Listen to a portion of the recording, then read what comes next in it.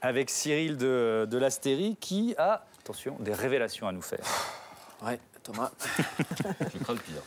Je vous l'avais pas dit, mais je travaille depuis des semaines en secret sur un dossier sulfureux, une émission dangereuse. Ce programme est sur D8. Il est diffusé la nuit. Il s'appelle Voyage au bout de la nuit. Jamais une émission avait aussi bien porté son nom. Donc les rédacteurs qui avaient fini sa besogne prit son tour le bilboquet dans l'armoire. C'était un tout petit homme qui avait l'air d'un enfant, bien qu'il fût âgé de 35 ans. Et plusieurs autres journalistes étant entrés, ils allèrent, l'un après l'autre, chercher le joujou qui leur appartenait. Donc cette jeune femme lit du Maupassant, c'est tout. Oui, Thomas, c'est tout. Une comédienne lit du Maupassant toute la nuit. Et moi, j'aurais voulu être là le jour où quelqu'un en réunion a dit « Les gars, arrêtez tout. J'ai le concept qui tue. À côté The Voice, c'est le jour du Seigneur. On va lire des livres en plan fixe. C'est pas tout, ça va être la nuit. » Et là, tout le monde applaudit, les mecs sont comme des dingues. Le directeur artistique rajoute « Attends, c'est génial. On prend des intermittents du spectacle pas cher, un vieux canapé. On leur fait lire des classiques, comme ça, c'est libre de droit. Et en décor, un petit fond vert, tu balances un fond PowerPoint pour que ce soit plus dynamique. » Un tumultueux besoin d'amour entra au cœur de Duroy. Un besoin d'amour distingué, parfumé, délicat.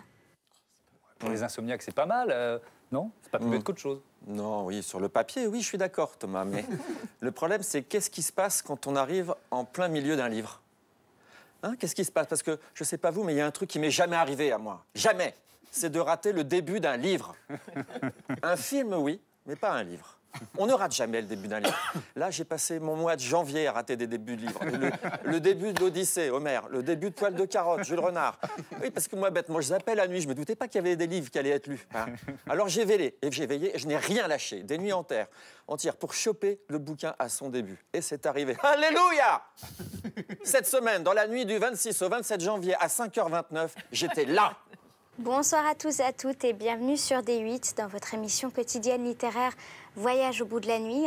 Alors ce soir, je vais avoir le plaisir de vous faire la lecture de Belle Amie, ce très célèbre roman de Guy de Maupassant. Ce que je vais dire, mais comment je t'ai niqué, D8.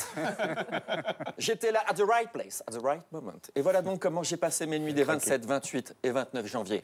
Merde. C'est bien, Belle Amie. Hein. Puis, il passa vivement d'un air important et pressé, comme s'il allait rédiger aussitôt une dépêche de la plus extrême gravité.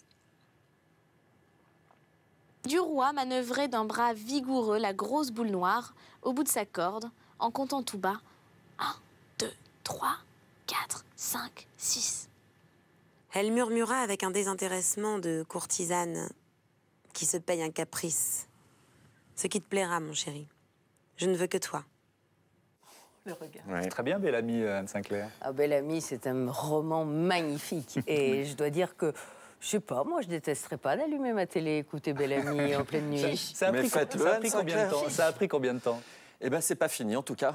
Il a fallu 3 nuits, 3 comédiennes, 15 émissions de 30 minutes. Je vous dis pas l'état, mon état, bien sûr, mais pensez aux comédiens. Il paraît que cette émission est la première cause de mortalité chez les intermittents du spectacle. C'est très cruel. Moi, j'étais bien, j'avais tout bon, j'avais chopé le début du bouquin, je m'étais gavé de vitamine C, de café à haute dose, j'ai pas dormi pendant 3 jours. J'ai vu défiler Claire Lise, Lola, Sixtine, je m'étais attaché en plus. Bah oui, on s'attache. Quand on passe la nuit avec des jolies femmes qui vous racontent des belles histoires, bah, le petit cœur, il se fissure. Et ben admirez comment ils se sont débarrassés de moi dans la nuit du 28 au 29 à exactement 6h40. Pour en faire sa compagne légitime. Et on va s'arrêter là, on verra dans une prochaine émission, mais ce sera pas moi, ce sera la jolie Laura qui prendra le relais pour vous expliquer ce qu'il va se passer entre Georges, sa maîtresse, et puis sa peut-être épouse légitime, on n'en sait rien. Moi, je vous retrouve, je ne sais pas quand, pour un prochain voyage au bout de la nuit. En attendant, prenez soin de vous. Allez, à très très vite. Ciao. Ciao, quoi. Des émissions comme ça, hein, oui. C'est tout, quoi. Je plie la page du bouquin, je me casse. Et il fait quoi, l'insomniaque? Il enquille sur William Lémergie, comme si de rien n'était? Comme si rien ne s'était dit d'important? J'ai regardé dans le programme TV, il n'y a rien. Cette émission n'est jamais annoncée, Thomas. Bah oui, on torture, on ne crie pas sur les toits. Hein. Alors je vous dis, les producteurs de Voyage au bout de la nuit, c'est pas bien ce que vous faites. C'est pas bien. Alors, on comprend pourquoi il a craqué. On va lui acheter Belle Amie. Et puis on peut regarder sur France 5 Fiction. On fait très souvent les contes et nouvelles et les contes de Maupassant. Donc voilà, c'est aussi une jolie façon de redécouvrir Maupassant. Merci.